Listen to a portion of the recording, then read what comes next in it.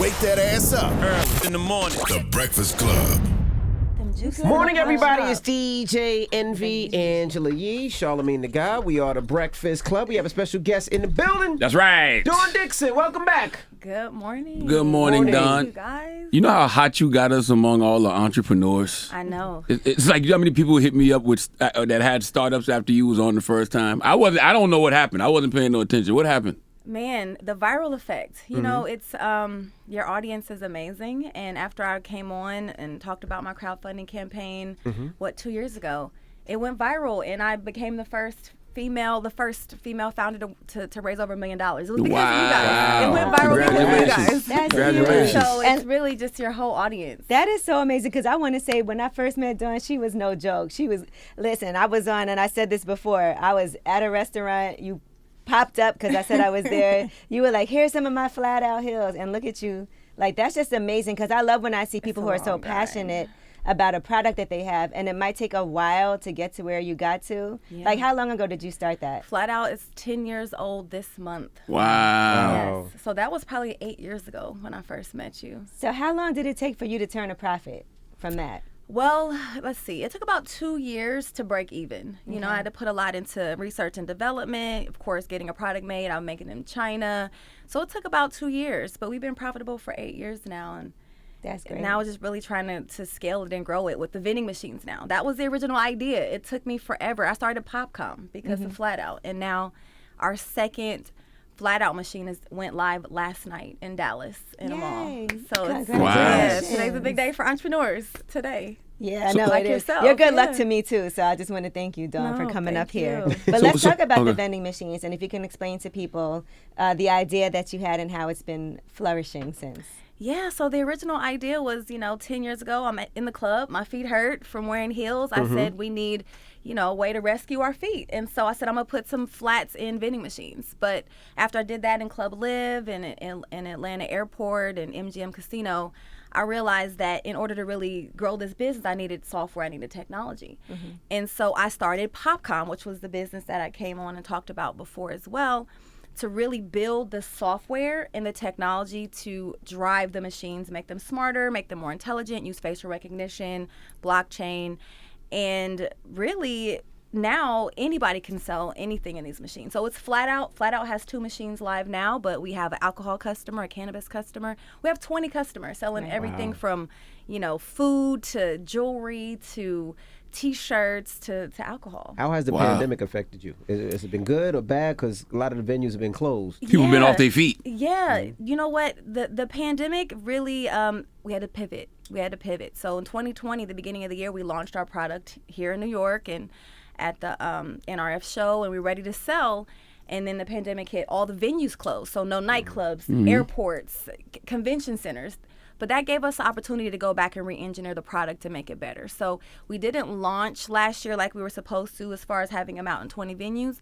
But we did some important things like bring our supply chain from China to the United States, which was a big deal. We re-engineered the machines and the materials, so now you can use them with gloves or a pen or a stylus. You don't have to touch the machines. You don't. So that's like a COVID protection. But we really added a new business model too. We added a leasing model. So now retailers are signing up so fast because they don't have to buy the machine anymore. So COVID did set us back, but it really set us back for the takeoff. It gave us time to not have to rush and to really meet the demand of the public better. Do you think that's where it's always going to stay, in the vending machines? Or do you think it'll ever be like its own product? So Flat Outs, they're sold online and in stores and in vending machines. But for PopCom, we're a software company, so we're really here for our retail. I was just telling Angela, yeah, that information is so valuable, right, too, for any company to have, to be able to get all of that. That's what's really valuable, too, not just having the machines, but having your customer profiles that's available. Yeah. And yes, I have my pressed juices, Drink Fresh Juice. And the first thing I thought when we relaunched the juices was, I got to talk to Dawn when I get to that point about getting these machines done, because I think that would be great for like sporting venues and places like that, in malls, to be able to put that in those machines. And your machines look different too. They do. So they count traffic. They tell you how many people walk by. They tell you conversion rates, if the person is male or female, how long they spend there, and then that goes all into the dashboard. It's kind of like Google Analytics does. But for the consumer, it's the same experience. They go up to it. It's very fast. They shop. The product comes out, and delivers ads and really a customized, targeted experience. And I'm really inspired by Apple, so I call them the iPhone of vending machines. So they do look different. Yeah, they look look nice. really, really cool. And I'm starting to see a lot more people doing vending machines. I'm starting to see you could buy laptops and vending machines. You Yes. can buy PPP. What is it? PP?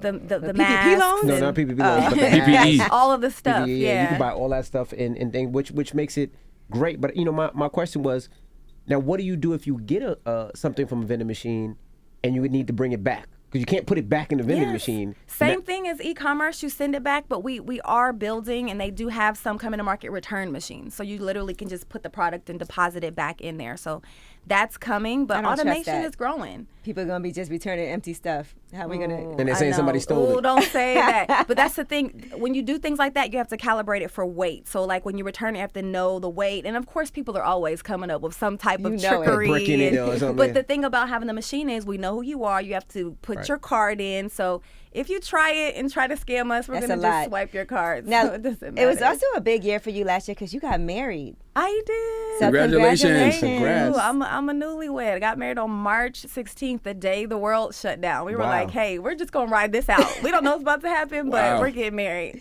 I saw he slid in the DM. So let's He talk about that and how all this did. happened because it's probably kind of intimidating for somebody to approach a woman like yourself.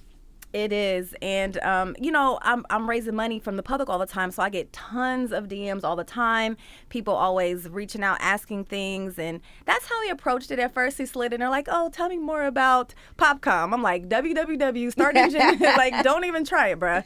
But he was persistent, and he would just send messages and compliments, and then finally, I was like, you know what? Let me just look at his page. He said something that was really attracted my interest. I posted something that said, find a woman that doesn't need to be taken care of and take care of her.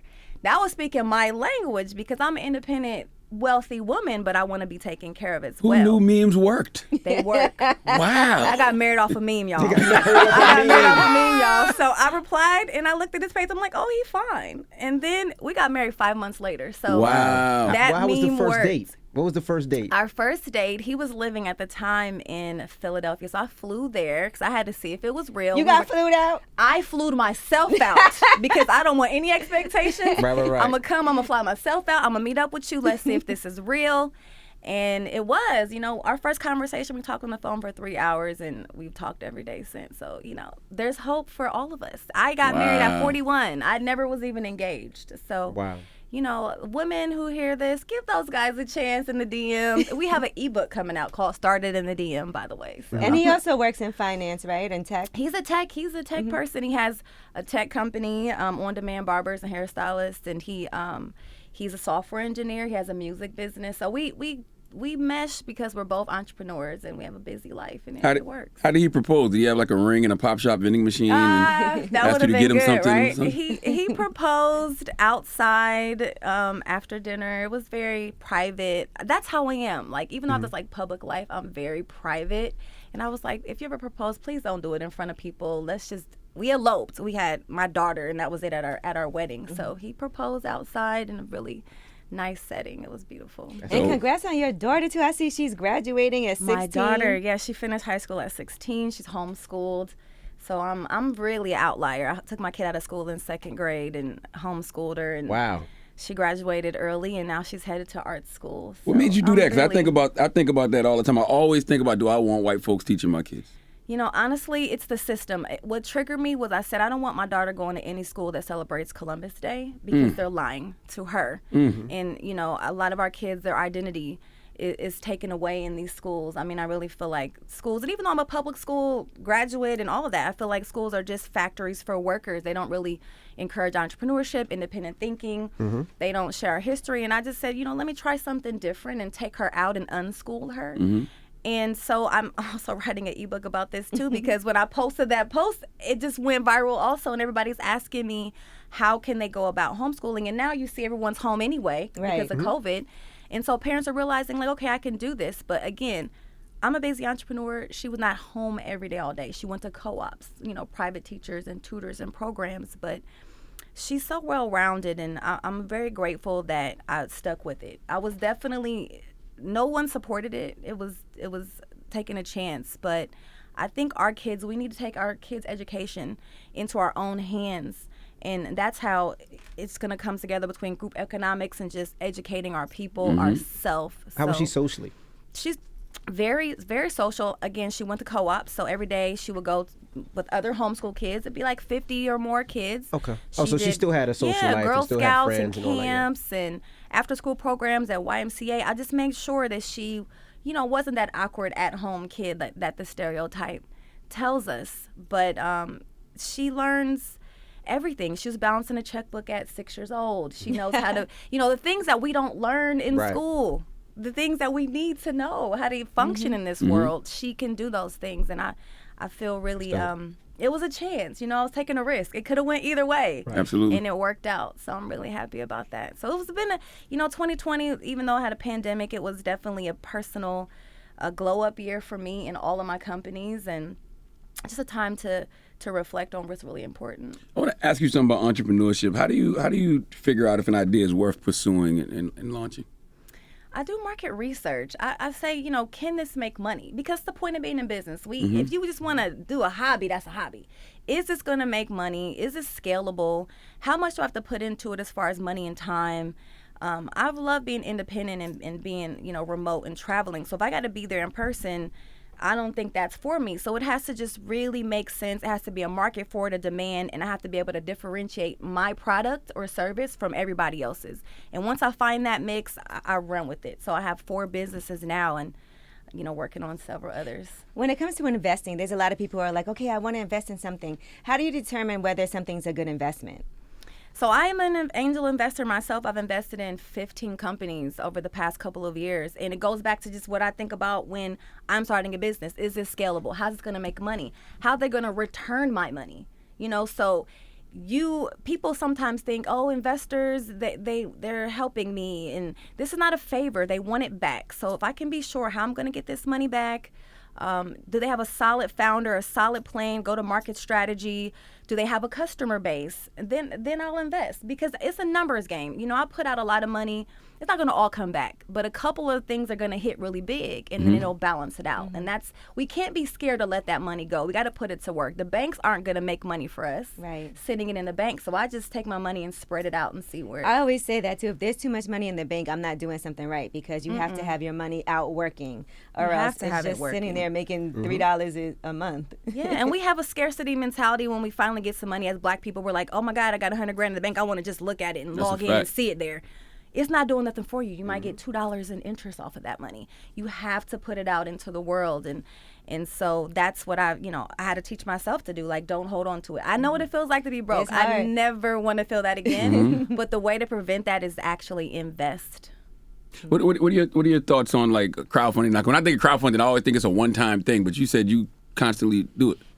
Yeah. So after I came here and we broke the record and oversubscribed, so I did another round. So I raised $1 million again in 2020, and that oversubscribed. So now I'm raising again. It just keeps carrying over. So we have active rounds open for PopCom now, and then Flat Out of Heels has a round open on Start Engine. So crowdfunding is a way to continue to capitalize your business. You don't have to go to banks. You don't have to go to venture capital if you don't want to. I mean, I do have a mix. I have venture capital dollars, and I have now $3.5 million from crowdfunding. When I came here that day, I had like 200,000. Nice. So, I mean, again, thank you for using your platform. But as you see, since I did that, so many other people have been able to raise money. And I think it's because this platform here, the Breakfast Club, increased awareness to people that you can invest in things outside of New York Stock Exchange, outside of the NASDAQ, that are early stage companies. And, my friend Isaac was on here. Isaac Don, Hayes, the third. And they're killing it, How do you determine, and if you have a company, if you want to take money from a venture capitalist, are there times when you're willing to give up a percentage of your company? Because I know ownership is really important to us, but when do you say, okay, I don't mind giving up 20% for this investment? It has to be what they're bringing to the table. If we've all seen Shark Tank and we see how sharky these terms are, but if you give up 20% and they're going to get you business, they're going to help you grow your team, they're going to give you money, it makes sense. I would never give up 20% of my business in one take. It just doesn't make sense for me. But I think you have to always weigh, what are you going to get for that, and what are the terms? Terms are very important. People often confuse equity with control. And you always have to make sure you keep control. Even if you sell equity and you get people have shares in it, you can't give up the control where you make the ultimate decisions. So that comes in the kind of shares that you issue. So a lot of Black people are scared, like, I don't want anybody to take over my company.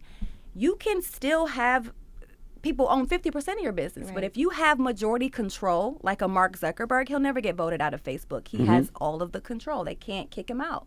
If you build your operating agreement to where you maintain control in your shares, then you can still take money. So that's the important part, equity versus control. What if Cardi B was like, okay, I love flat heels and I'm always wearing my heels and I love these and I want, I want to invest, and I'll also be an ambassador, but I want 20%. Would that be something you would entertain? Cardi.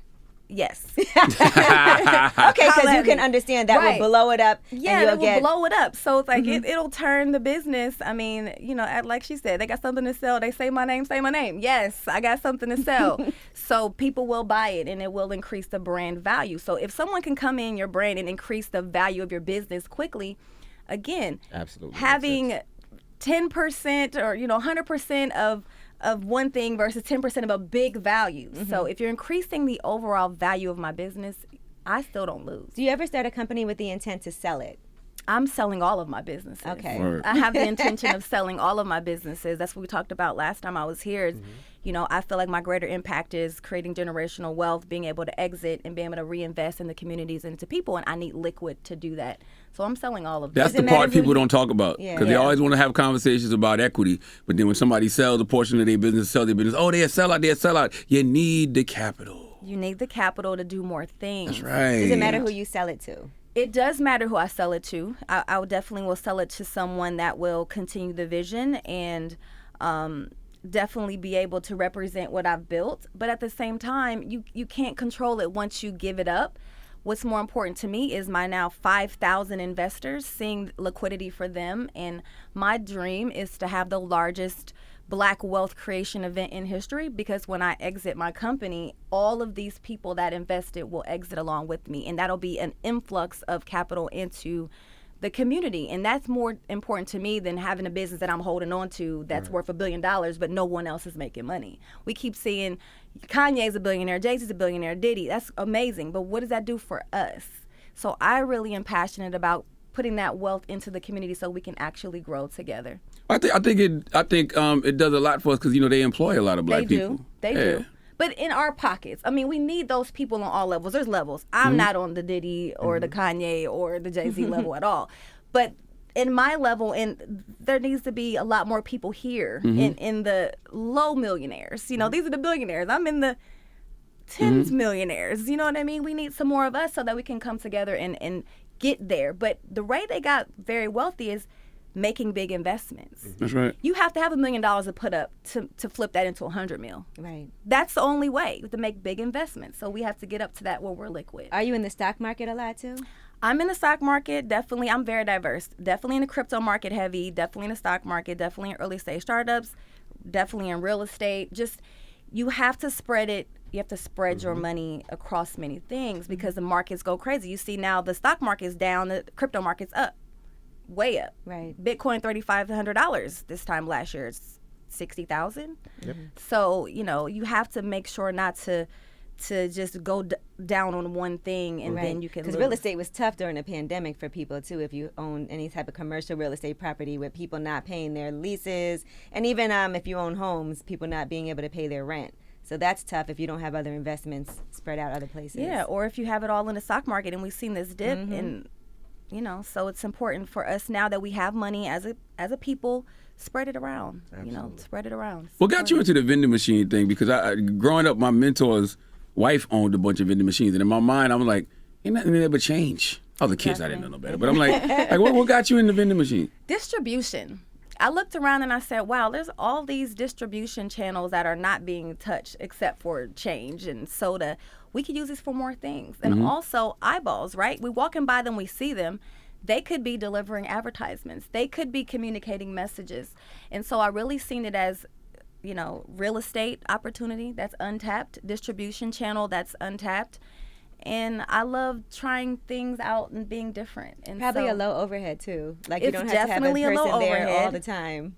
No staff required except for replenishments. Everything's automated, and the rental space is either free or a percentage of sales. We've negotiated contracts with over 600 venues for our customers to choose from, like 600 venues to put their vending machines. So from hotels to airports to nightclubs, and we have a revenue share agreement. So it's really good. What's your best venue to have something in? So it depends on the product. So for Flat Out, the best venues is a nightclub or airport, because women are, they're going to either need them for the future, but the nightclub it's sold really good in Live because they're partying, and at 4 a.m. they need to switch them out. To take their heels off, but right? for your juices, a great place is train stations, transit stations, airports, college campuses, places that don't have access to fresh juice. So it's like, as a retailer, you have to think about, where is my target customer? Where do they need my product? Where's that pain point experience? And I got to put it right there. Maybe a gym. A gym for sure. That might be good. Let's Oh, talk I about want that. it. Yes. How do businesses qualify to be featured in Pop Shop vending machine? It's a program called Pop Shop Local. They go to our website, popcom.shop, and they can apply. And we're looking for retailers in 12 markets right now, and they lease it. It's $500 a month. We place it. We do all the work for them, and our goal is really to help the retailers that were hurting last year to get back out there and get into new places and get more exposure, and really be a pipeline to help smaller brands expand and grow nationally and internationally using our vending machines. And you said you got 5,000 investors. So do you give people equity in?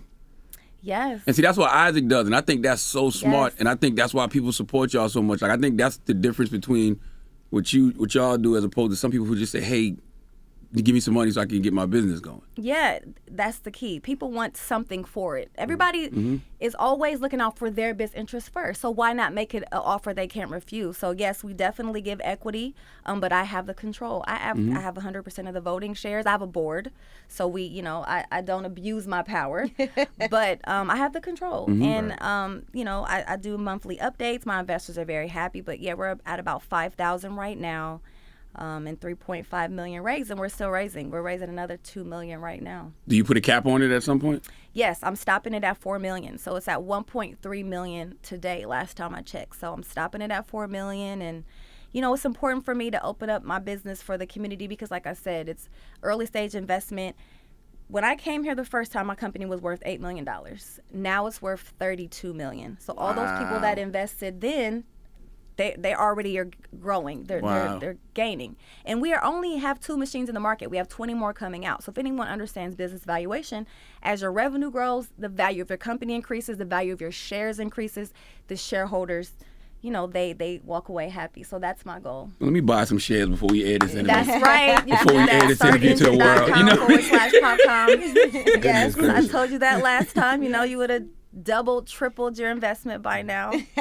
You think about going public? So there's a couple. So this is the thing. I'm kind of am public now because I'm doing a Reg A Plus, and the process that I had to go through is exactly the same process as going public on the stock exchange.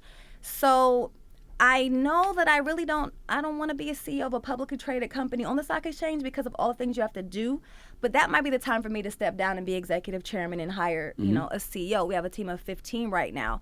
I do want to see it grow, and a part of me in my gut says, let's go for an exit so that everyone can cash out. But then if it goes to the stock market, they'll cash out too, because we all know the people make their money the day it goes public. That's the day. Everybody who invested early, they're cashing out while we're trying to hurry up and get on and buy our shares that hit the exchange. So if I can just get it to the point where my investors have liquidity, I'm happy. So how can people donate if they not donate but invest? How can they invest? What site can they go to? Definitely. So they can go to startengine.com/PopCom to invest in the technology side, the vending machine side. And if they're interested in fashion and Flat Out has a campaign too. Startengine.com/Flat Out.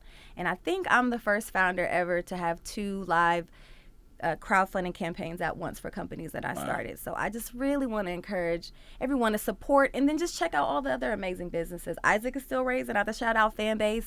I have to shout out Tomorrow App. Don Cannon and the team are still raising. So whatever you're into, there's something there. I actually bought some of Fanbase shares this weekend, actually. I'm holding Fanbase. I believe in what they're doing, and I'm tired of seeing social media and just other platforms monetize our culture, and we're not monetizing it. We don't have any shares. We don't have any control or say so. The algorithms are blocking our TikTok creators. Algorithms are blocking, us from really monetizing our content. And I know with something like Fanbase, we don't have to worry about that. You can just make more money that way.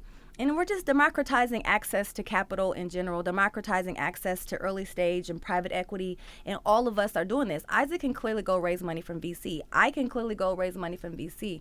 But it means so much more to do it from the community. And plus now we have so many ambassadors. All of our investors are always sharing and posting, and 5,000 people that are vested in us winning. So it's amazing. I hope people listening today have 5,000 more. Is there a minimum cash The amount? minimum investment for PopCom is $250, and the minimum for Flat Out is $160. So easy. A pair of Nikes, you can have some equity. Dollars? $160. Okay. $160. Just hey, you attend a millionaire. $250. Yes, $250. Okay. Max is Gotcha. $5 million. And next time you come, we're going to have our Drink Fest juice, and we have the we're gonna PopCom have vending to. machine. Yes. I'm already thinking about where we're going to put it. It's going to be amazing. And we'll help you. I think hotels will love it too. Hotels are letting us have free placement because they see it as an amenity. As of course, the hotel gift shops are closed, the restaurants are closed. So if anyone has like a really good juice or a good snack that you can put in a machine, hotels need these things. Absolutely. Well, thank you for Hit us joining up. us this morning. Always a pleasure. Thank you And for I'm having going to me. invest today before this interview Let's do ends it. tomorrow. Good. Yes, please invest. All right. Well, it's Dawn Dickson. It's the Breakfast Club. Good morning.